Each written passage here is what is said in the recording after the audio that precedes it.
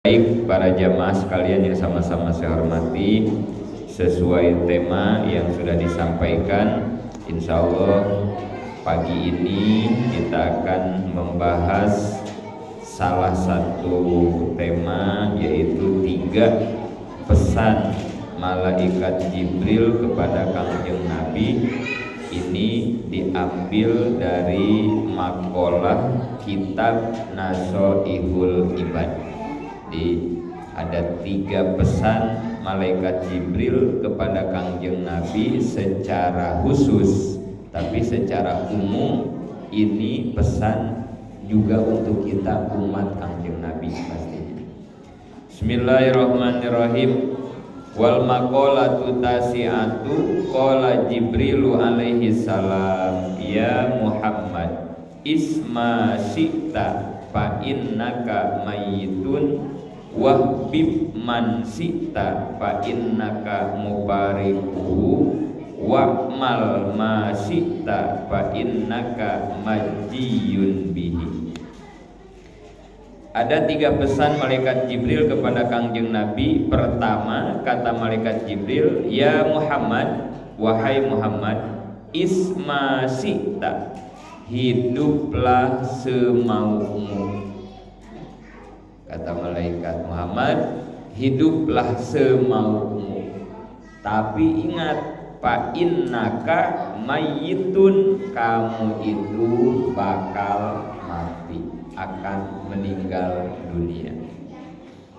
Jadi di pesan pertama ini ada 2 nih yang harus kita garis bawahi.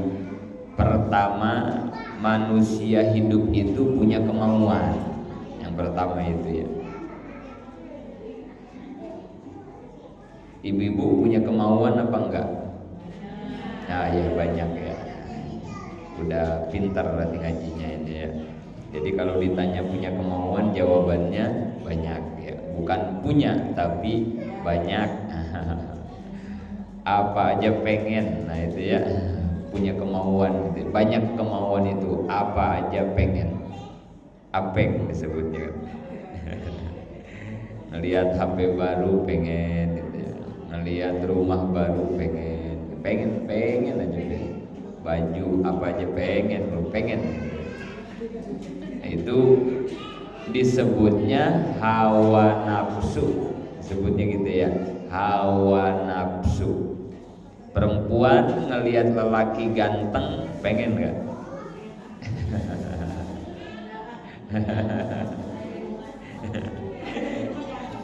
Oh, yang di rumah ada yang ganteng ya.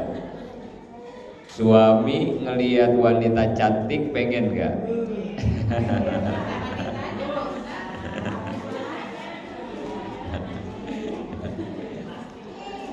Suami ibu ya ditanya, ya jangan suami ibu lah, nggak ada kan suaminya di sini ya.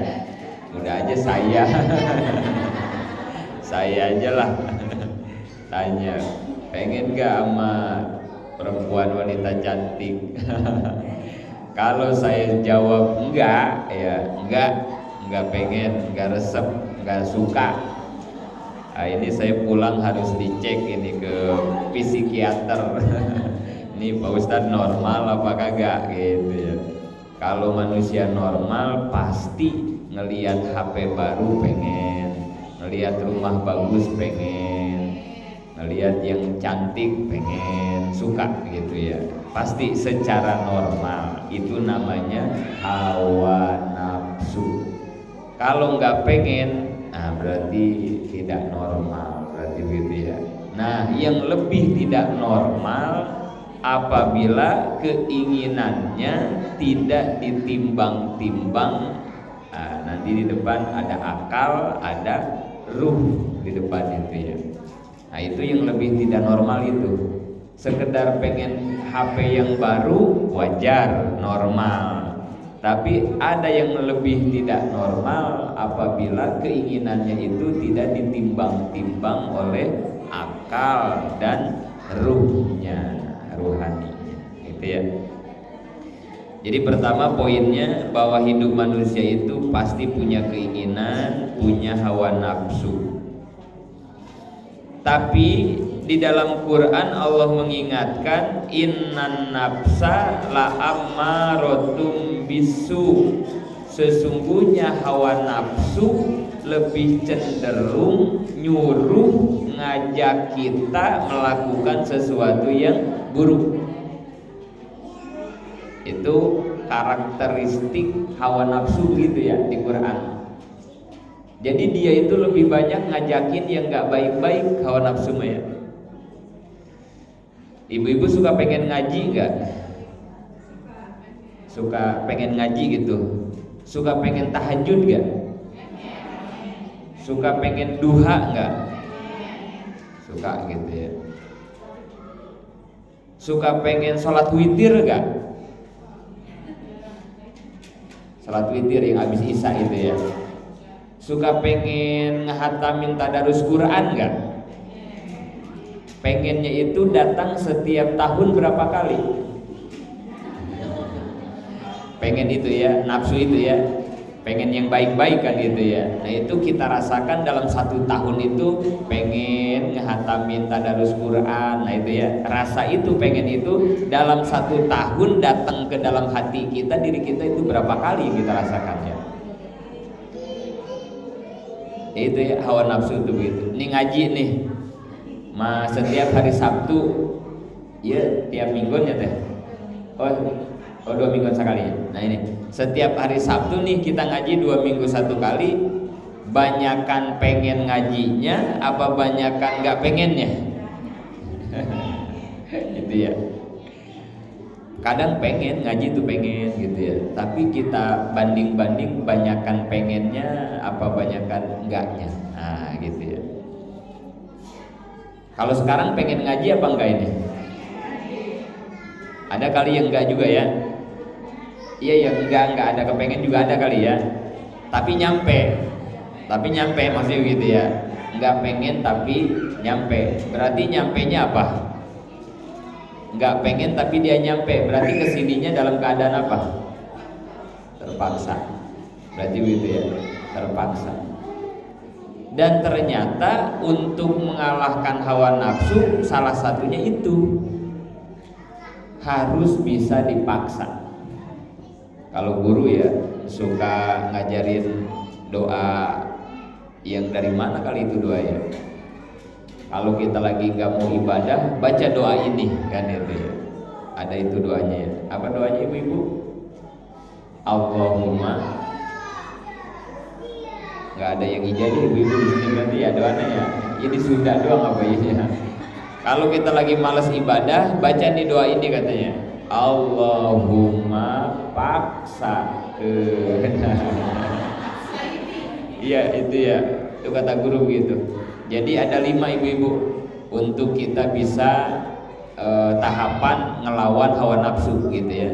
Jadi 1 ya tadi ya bahwa setiap kita punya hawa nafsu, keinginan. Yang kedua bahwa hawa nafsu itu lebih identik, lebih cenderung nyuruh ngajak kita kepada yang jelek-jelek. Banyakan ngajak tahajudnya apa enggaknya? Enggaknya pasti gitu ya nafsu kita tuh ya. Banyakan ngajak ngajinya apa enggaknya? Pasti enggaknya gitu ya. Maka kata para ulama ada 5 tahapan memang yang harus kita lakukan untuk mengantisipasi karakter hawa nafsu tadi. 1, dalam ibadah, dalam beramal itu harus dipaksa sesuai dengan doa yang tadi ya. Allahumma paksa gitu. Harus dipaksa. Yang kedua, kalau udah dipaksa nanti berarti amal kita, ibadah kita statusnya terpaksa. Terpaksa deh ya. Jadi kalau udah dipaksa berarti kita amal itu, ibadah itu dalam keadaan terpaksa.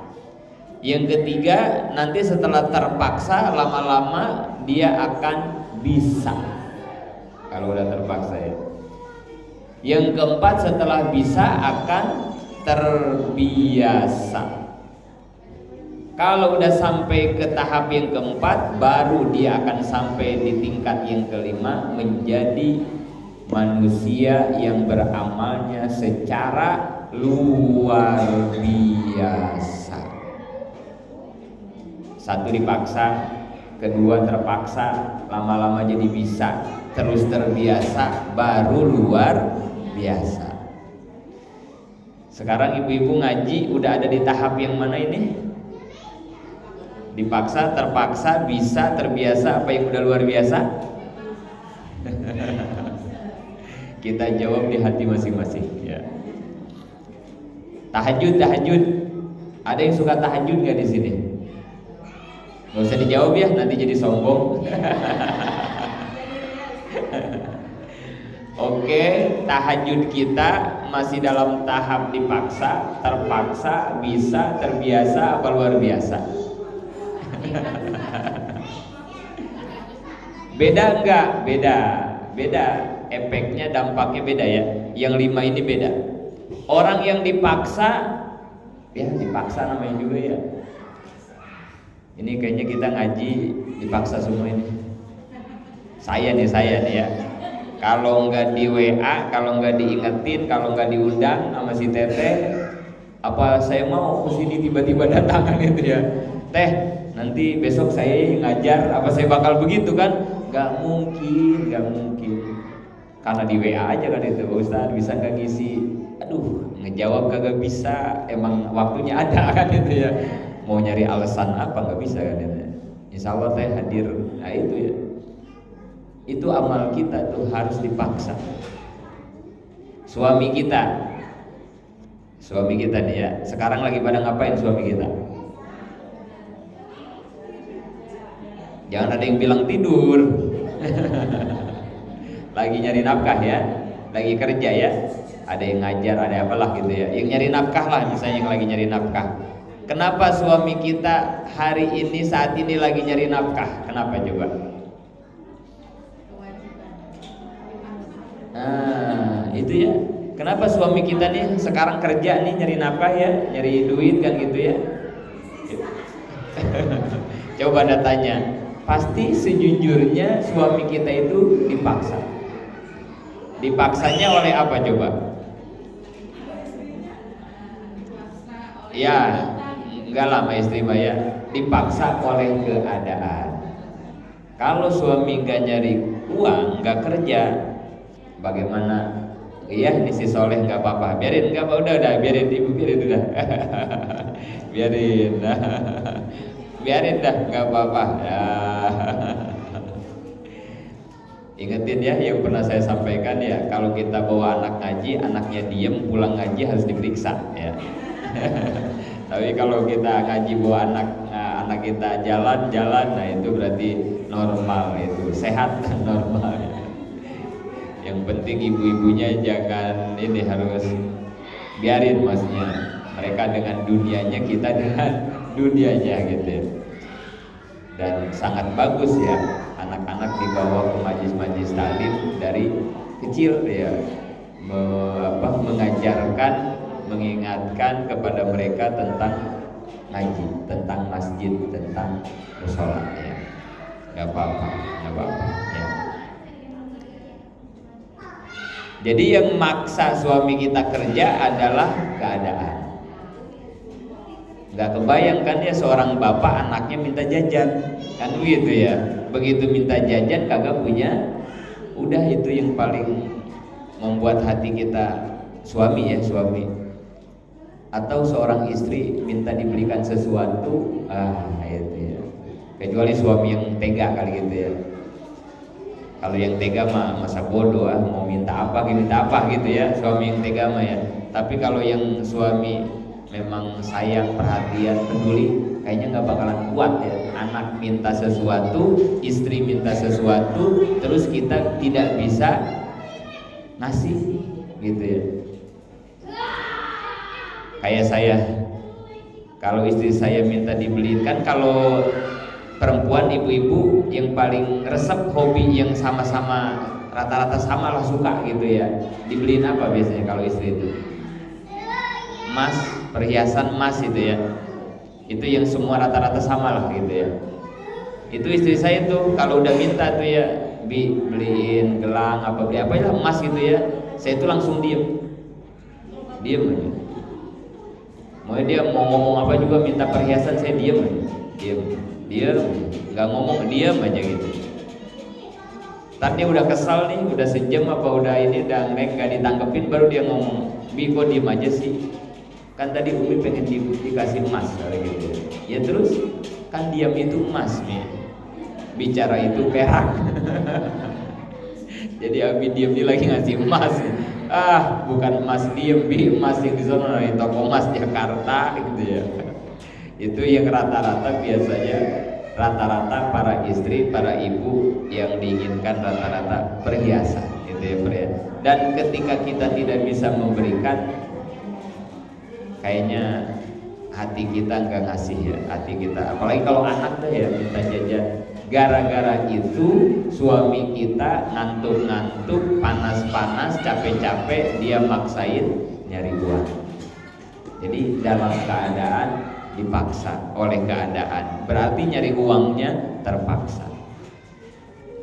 Tapi nggak apa-apa, itu terus aja istiqomahin amalan semacam itu. Nanti lama-lama bisa.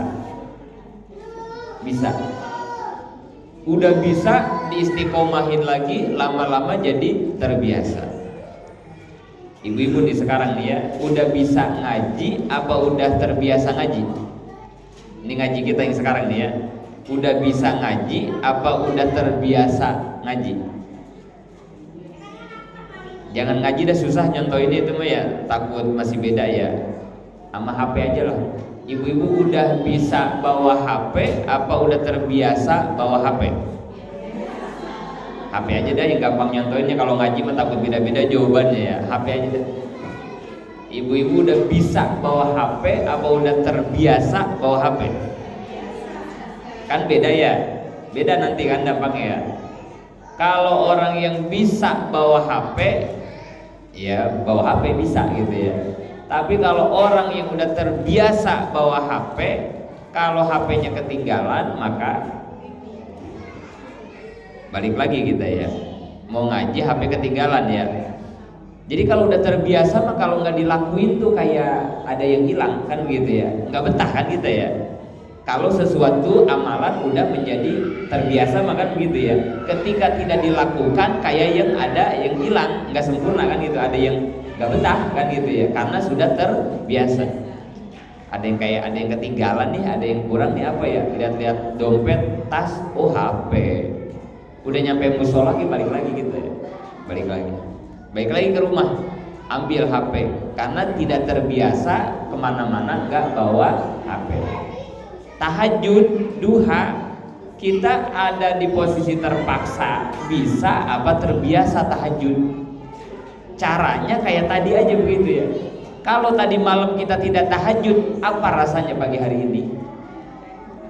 Kalau biasa aja, biasa aja nggak tahajud deh, biasa aja gitu ya. Berarti amalan tahajud kita belum menjadi amalan yang terbiasa. Karena kalau udah terbiasa tahajud, betah nggak ninggalin tahajud? Nggak bakalan betah, nggak bakalan enak. Sebagaimana kita ketinggalan HP. Kan begitu kalau udah terbiasa mah ya. Tapi kalau bisa doang, bisa tahajud, ya ketinggalan, ya santai aja, nggak apa-apa kayak gitu ya. Atau sama kayak sholat 5 waktu. Ibu-ibu nih, kalau kagak sholat rasanya apa? Nggak sholat johor ntar nih. Yang dirasain apa kalau kita nggak sholat johor dah? Udah azan jam 12 ya, azan jam 12 tuh zuhur.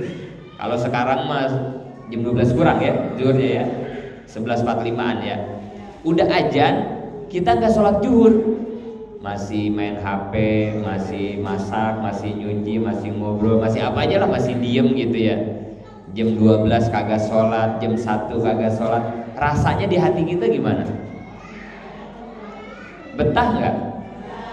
Itu begitu ya. Kenapa kita nggak betah? Karena emang udah terbiasa sholat zuhur. Wah, nggak betah banget deh, nggak betah banget.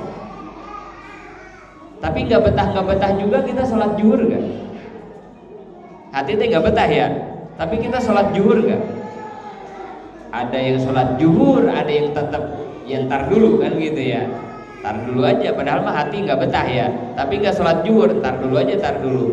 Akhirnya sholat zuhurnya jam 2 misalnya ya. Sholat zuhurnya jam 2. Habis sholat zuhur jam 2, beres sholat zuhur jam 2, apa yang kita rasakan di hati biasanya?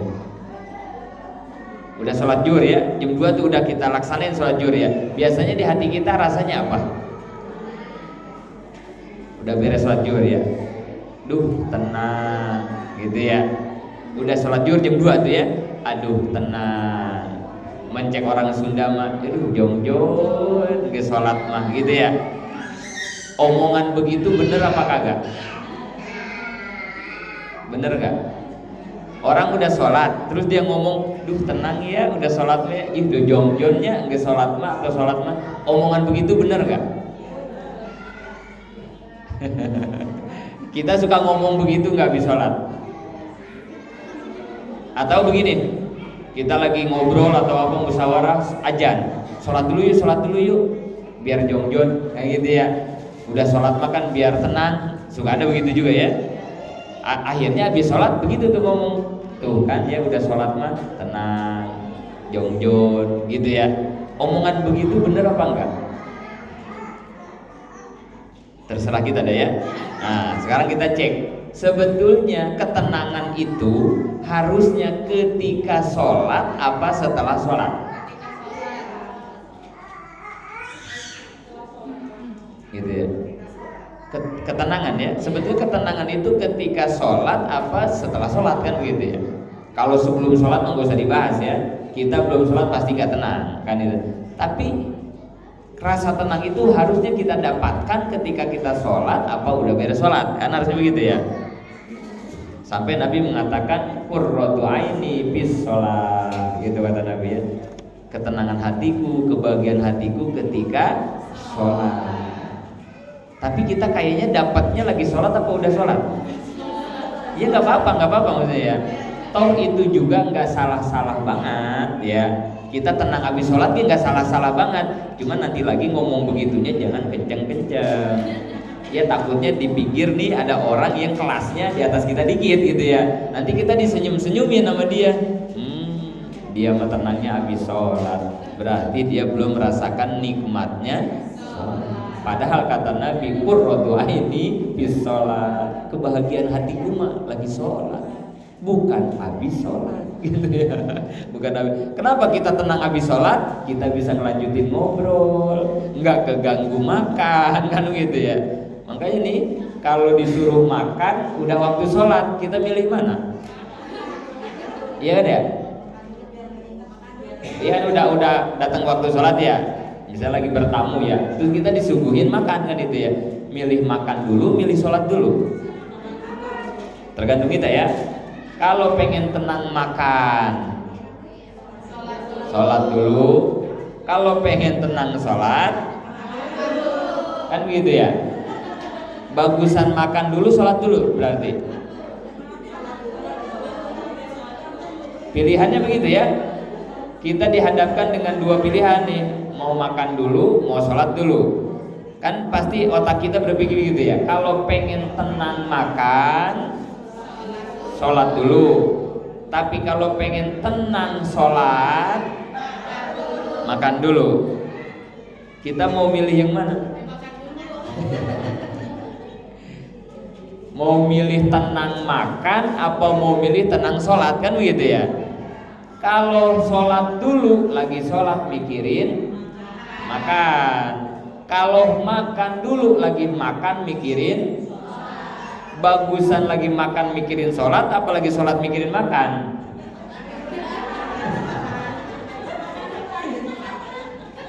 Ya gitu ya pilihannya ya. Ya terserah ibu-ibu dah itu mah ya. Pengen husu makan, pengen husu sholat, gitu aja. Kalau makan dulu berarti lagi makan mikirin sholat. Nanti sholatnya juga jadi tenang, udah gak ada yang dipikirin. Tapi kalau kita sholat dulu, lagi sholat pasti mikirin makan, kan gitu ya. Nanti makannya setelah sholat jadi khusyuk karena makan udah sholat, kan gitu ya. Nah kita milihnya mau tenang lagi makan, mau khusyuk lagi makan, apa mau khusyuk lagi sholat, kan gitu ya. Pastinya kita pengen khusyuk dalam sholat. Maka kata ulama fikih, kalau udah ada makanan perut kita lapar, jangan sholat makruh, maka harus makan dulu supaya lagi sholat kagak mikirin makan. Puasa biasanya kan, puasa ya azan maghrib kan itu ya, pengen disebut ahli ibadah apa-apalah gitu ya. Waduh, ngebatalin doang minum seteguk gitu ya, langsung sholat berjamaah maghrib, dijamin itu sholatnya ya. Kebayang kolak, kebayang gorengan, pasti ya. Orang dia ngebatalinnya cuma minum air doang kan gitu ya, saking pengen ikut berjamaah awal waktu di masjid. Itu suami langsung berangkat, disuruh makan gorengan dia sama istrinya, enggak, takut ketinggalan berjamaah. Waduh, keren banget kan ya, ahli ibadah itu ya. Padahal malah lagi sholat mikirin gorengan ya. Jangan ayo aja makan dulu gorengan, kolak dulu, santai aja, santai, baru perut udah agak enak baru berangkat sholat gitu ya, baru sholat biar sholatnya gak keganggu ya. Jadi gitu ya, tahapan untuk mengalahkan hawa nafsu, proses yang 5 tadi lakukan. Paksa aja, apa aja. Kayak saya ini kesini kan, saya dipaksa kan, paksa. Udah nggak apa-apa, emang kelas-kelas kita ya begitulah, nggak ada yang ikhlas gitu. Udah terpaksa aja nggak apa-apa ya. Tapi kalau saya begini terus, ibu-ibu juga ngaji begini tuh, ntar lama-lama juga bisa. Ntar diistiqomahin terus setiap Sabtu kedua ngaji, ntar lama-lama jadi terbiasa. Kalau nggak ngaji tuh nggak betah. Nggak usah nunggu undangan di grup WA, nggak usah. Pokoknya setiap Sabtu kedua datang ke sini dengan sendirinya. Kalau itu sudah diistiqomahkan, maka lama-lama kita akan menjadi manusia yang luar biasa. Nah itu udah tingkat tertinggi udah. Tahajudnya udah nggak pernah terpaksa lagi. Kalau ketinggalan tahajud udah nggak betah. Duhanya udah nggak terpaksa lagi. Kalau nggak duha udah nggak betah. Akhirnya istiqomah terus amalnya setiap saat. Orang kalau udah istiqomah begitu, kata Nabi, khairul a'mal adwamuha wa in qalla. Sebaik-baik amal adalah yang dawam, yang konsisten, yang istiqomah, wa in qalla, walaupun amalnya sedikit. Nah itu. Allazi khalaqal mauta wal hayata liyabluwakum ayyukum ahsanu amala. Artinya apa ahsanu amala itu? Sebaik-baiknya amal, kan itu ya. Jadi Allah nyuruh ke kita itu beramal dengan baik, ahsan, bukan aksar. Kalau aksar artinya apa? Aksaru amala gitu ya. Bukan begitu di Quran, tapi ahsanu amala, bukan aksaru amala. Kalau ahsanu amala, amalnya yang terbaik. Tapi kalau aksaru artinya apa? Banyak. Aksaru mah ya banyak ya. Allah nggak nyuruh amal kita banyak, enggak. Tapi yang Allah suruh amalmu harus baik.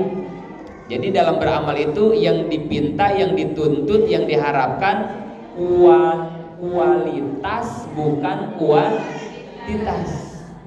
Itu ya. Tahajudnya berapa rakaat? 2 rakaat doang. Tahajudnya 2 rakaat doang, nggak banyak tahajudnya. Tapi itu 2 rakaat nggak pernah putus seumur hidupnya. Itu amal yang bagus, ahsan namanya. Berapa tahajudnya semalam? Hampir 10 rakaat mah ada, 20 rakaat mah ada. Tahajudnya itu semalam ya, 20 rakaat. Beres tahajud 20 rakaat, sholat taubat, sholat hajat, ditutup dengan witir.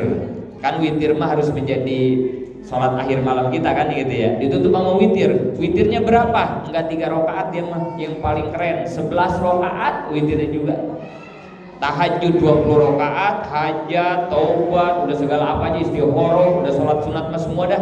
Terakhir ditutup sama witir 11 rakaat. Tapi itu dilakukannya setahun. Ya setahun sekali, keren banget. 5 tahun sekali. Lagi ada masalah doang gitu deh, begitu deh ya. Kesonohnya mau udah nggak tahajud lagi, nggak witir lagi.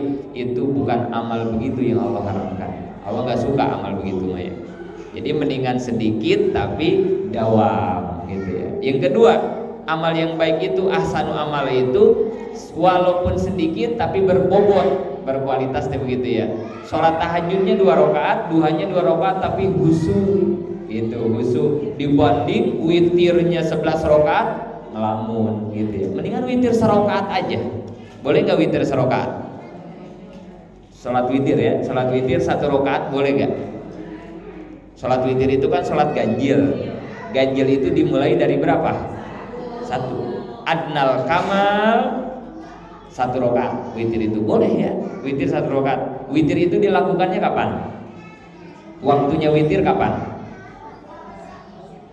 Setelah sholat isya ya. Sampai kapan? Sampai sebelum subuh. Kalau afdol, witir itu dilakukannya di penutup sholat malam, itu yang afdol. Tapi daripada kita ngejar-ngejar witir kayak begitu malah kesiangan kan gitu ya, udah aja mendingan habis sholat isya langsung witir, udah gitu aja ya. Jadi mendingan witir 1 rakaat tapi khusyuk dibandingkan 11 rakaat tapi buru-buru ngelamun. Nah itu tidak berkualitas gitu. Jadi jangan ngejar kuantitas dalam ibadah mah, tapi harus yang berkualitas. Yang kecil nilainya jadi gede dengan kualitas, yang banyak nilainya jadi sedikit gara-gara tidak berkualitas. Amal mah begitu, ahsan yang dikejar bukan aksan gitu ya. Itu yang pertama, bahwa dalam hidup manusia punya hawa nafsu, punya keinginan, kiat-kiat untuk mengalahkan hawa nafsu dengan cara yang tadi, 5 tahapan tadi harus kita kejar agar semakin ikhlas, semakin bisa menaklukkan hawa nafsu kita gitu ya. Kedua, dalam pesan yang pertama itu kata malaikat, fa innaka mayyitun, hidup mah sesuka kamu saja, tapi ingat kamu itu bakal mati. Ini ibu-ibu, kata Nabi dalam hadis, orang yang cerdas adalah orang yang selalu mengingat kematian. Berarti ibu-ibu sebaliknya, orang yang gak pernah ingat mati berarti itu orang apa? Gak usah dijawab, gak enak itu ya. Orang yang cerdas, orang yang pintar, orang yang selalu ingat kepada kematian. Berarti kalau orang hidup gak pernah ingat mati, berarti dia orang, ya begitu kan ya, bahasa halusnya itu kan gitu ya. Ya pertanyaannya, kita selama ini 24 jam aja sehari banyak ingat mati apa kagak? Kita ini kitanya dalam sehari semalam suka ingat mati apa tidak? Ya kalau suka alhamdulillah berarti gitu ya. Kayaknya kalau lagi banyak duit, gak ada masalah, laki lagi baik, susah ingat mati gitu ya. Ingat mati itu kalau lagi sakit berat biasanya gitu ya. Barulah kayaknya di situ ya. Kalau lagi banyak duit mah enggak, kayak susah ya ingat matinya, susah ya. Kalau banyak duit mah ya, anak lagi pada baik, suami baik, susah ingat mati itu ya. Lagi ditagih utang, anak bermasalah, laki kagak mau kerja, kitanya lagi sakit. Nah itu biasanya baru kita ingat mati kalau udah begitu tuh ya. Baru dah. Susah kita ingat mati, susah ya. Bahkan ada itu aja tuh burung apa itu yang suka kalau yang meninggal itu cuing-cuing gitu ya, titutit gitu ya, titutit. Yaitu burung mitos ya, tapi gimana itu ya, mitos tapi begitu aja dia ya. Emang ada aja gitu ya kalau dia bunyi gitu ya. Kita itu bahkan ketika burung itu berbunyi saja, burung itu bunyi ya, titutit gitu ya. Coba jujur dah, ketika burung itu bunyi di hati kita merasa apa coba? Nganggap gimana coba? Siapa ini yang akan meninggal gitu kan itu ya? Atau mau ada orang meninggal gitu ya? Atau begitulah, siapa nih ya yang mau meninggal gitu ya? Jadi orang muru yang bakal gitu ya. Kita nggak pernah pas bunyi burung itu, oh ya Allah saya meninggal nih, ya Allah saya enggak, kita nggak burung gitu ya. Pasti wah mau ada yang meninggal nih. Atau siapa ya yang mau gitu ya. Jadi orang mulu kan gitu ya. Itu udah diingetin sama titutit aja tetap aja bukan kita yang meninggalnya mah orang gitu, orang. Apalagi kalau tetangga ada yang lagi sakit, wah kayaknya ini gitu kan gitu ya. Padahal buat Allah nyabut nyawa yang sehat sama yang sakit beda nggak? Buat Allah ya, nyabut nyawa orang yang lagi sehat sama yang lagi sakit beda nggak? sama-sama mungkinnya, sama-sama gampangnya, kan gitu ya. Yang sakit mau dicabut nyawanya, ya sakit wajar gitu ya. Yang sehat lagi duduk tiba-tiba meninggal, gampang buat Allah, nggak ada kesulitan. Cuman buat kita kayaknya gampangan yang lagi sakit nih meninggalnya, saya mah lagi sehat, masih ngobrol ini ya, masa iya kan gitu ya. Bahkan kita juga suka aneh kalau yang sehat meninggal, aneh ya. Tadi sore masih ngobrol sama saya, gitu ya. Gak percaya ya Allah. Padahal buat Allah semuanya sama kan itu ya. Allah mah mudah aja menyambut nyawa yang sakit apa yang sehat. Kadang yang sakit maka gak meninggal, yang sehat malah meninggal ya. Kita sampai begitu ya tentang kematian. Susah kita mengingat kematian ya. Susah. Padahal ini pesan yang disampaikan oleh malaikat. Ingat kamu bakal mati gitu. Tapi kenapa kita susah ingat mati gitu. Kenapa kita sulit mengingat mati? Salah satunya nih ya, salah satunya karena kita nggak pernah tahu kapan kita mati. Ini penyebabnya ya. Karena kita nggak pernah tahu kapan kita mati. Kan ada dua, akhir kehidupannya ada dua ya. Akhir kehidupan alam semesta namanya kiamat, akhir kehidupan manusia namanya mati. Kan begitu ya. Ada nggak yang tahu kapan kiamat tiba? Ada nggak yang tahu? Nggak ada yang tahu ya. Nabi juga nggak tahu ya. Cuma dikasih tahu tanda-tandanya saja, dikasih tahu harinya ya. Hari apa kiamat? Harinya mau dikasih tahu ya sama malaikat. Hari apa kiamat? Jumat ya. Jumat ya kiamat ya. Tapi tahu Jumat kapan? Nggak tahu. Tanda-tandanya mah dikasih tahu ya, tanda-tandanya banyak. Yang kedua kematian. Ada nggak yang tahu kapan kita mati? Ada nggak? Nggak ada yang tahu. Di mana sedang apa? Nggak ada yang tahu. Padahal kita tahu kapan kita mati.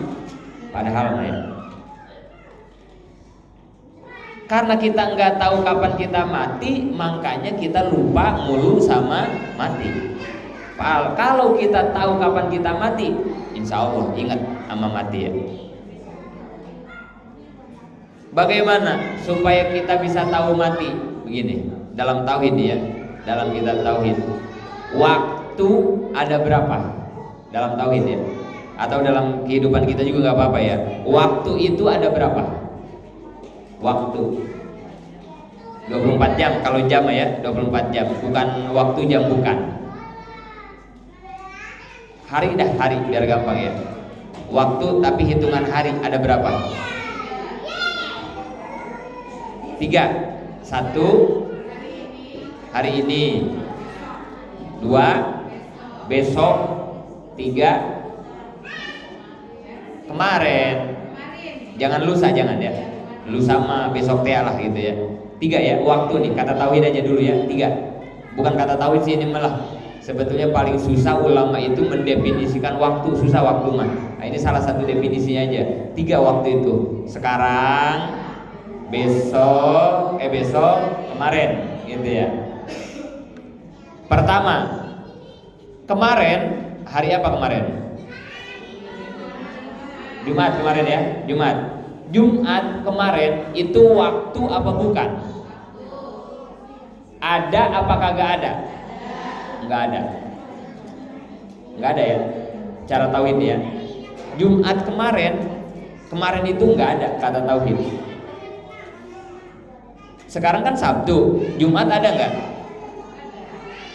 Yang kemarin itu Jumat ada nggak? Nggak ada ya. Ini kan Sabtu, Jumat ada nggak? Nggak ada. Kemarin tuh nggak ada. Kan sekarang Sabtu, berarti Jumat kagak? Nggak ada Jumat kemarin tuh nggak ada. Secara tauhid ya, nggak ada waktu kemarin tuh nggak ada. Udah nggak ada, udah kelewat. Ini udah nggak ada ya. Terus besok, hari apa besok? Minggu. Besok ada nggak? Minggu besok nih, ada nggak? Besok bukan yang kemarin.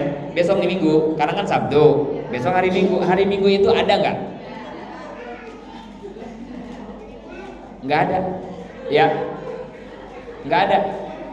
Secara tauhid ya, secara tauhid ini kita lagi mengkaji sedikit supaya bagaimana kita bisa mengetahui kematian, gitu ya. Dikajinya dari sisi waktu. Kemarin kagak ada, udah kelewat nggak ada ya. Besok juga tidak, karena belum terjadi, belum sampai. Yang ada kapan? Sabtu yang ada Maya. Itu kalau ngitung hari. Kejauhan ngitung hari Maya, apalagi minggu, bulan, kejauhan. Yang pendek dari hari jam. Sekarang jam berapa? Setengah 11. Sama nih ya. Jam saya 10.35 ya.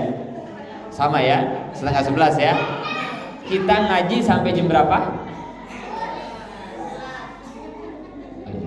Tadi mulainya jam berapa ya? Sampai. Enggak, Abdi tadi ngawas tabu ngawitan tabu sabu 10-nya. Setengah 10-nya. Tadi ngawitan setengah 10-nya. Kita ngaji sejam apa setengah jam? Iya. Tadi ngawitan setengah 10, mulai setengah 10 ya. Sekarang setengah. Ya itu intinya mah. Jadi berarti kita ngaji udah 1. Nah, gitu maksudnya ya. Jangan lama-lama, bahaya ya. Itu maksudnya. Dikit lagi dah. 2 menit ya, 2 menit nuntasin yang waktunya aja ya. Jangan lama-lama kalau hari, kita waktu aja. Sekarang setengah 11. Jam 10 yang sudah kita lewati ada apa kagak? Gak ada. Jam 11 yang belum terjadi ada apa kagak? Tidak ada. Yang ada hanya setengah 11 sekarang.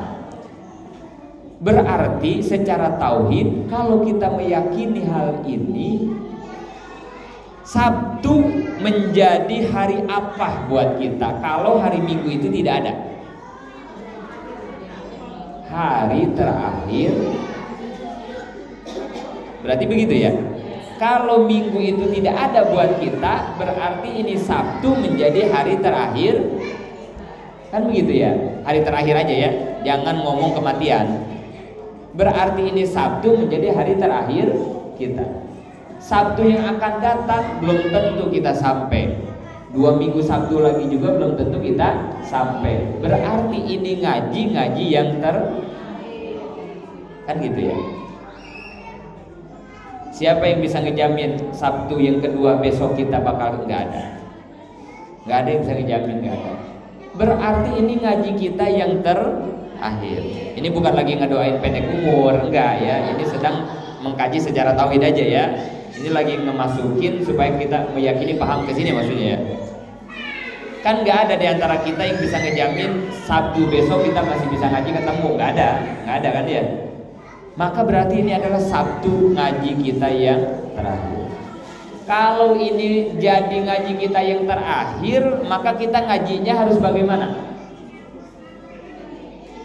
Ini ngaji kita yang terakhir nih ya, Sabtu ya. Karena nggak ada yang bisa ngejamin besok kita masih hidup, kan itu ya. Nggak ada yang ngejamin nih.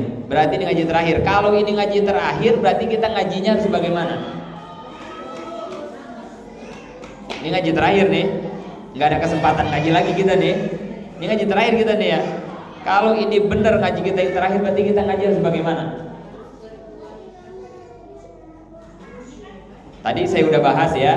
Dari waktu kita udah 1 jam ngaji kan itu ya, udah selesai kan jadwal kita ngaji. Cuma saya tambah 3 atau 2 menit lagi nih, nuntasin materi waktu. Kalau ini secara pemahaman kita menjadi ngaji kita yang terakhir, karena nggak ada yang bisa ngejamin kita ketemu di Sabtu besok, ini berarti ngaji kita yang terakhir nih. Maka harus bagaimana sekarang kita ngaji?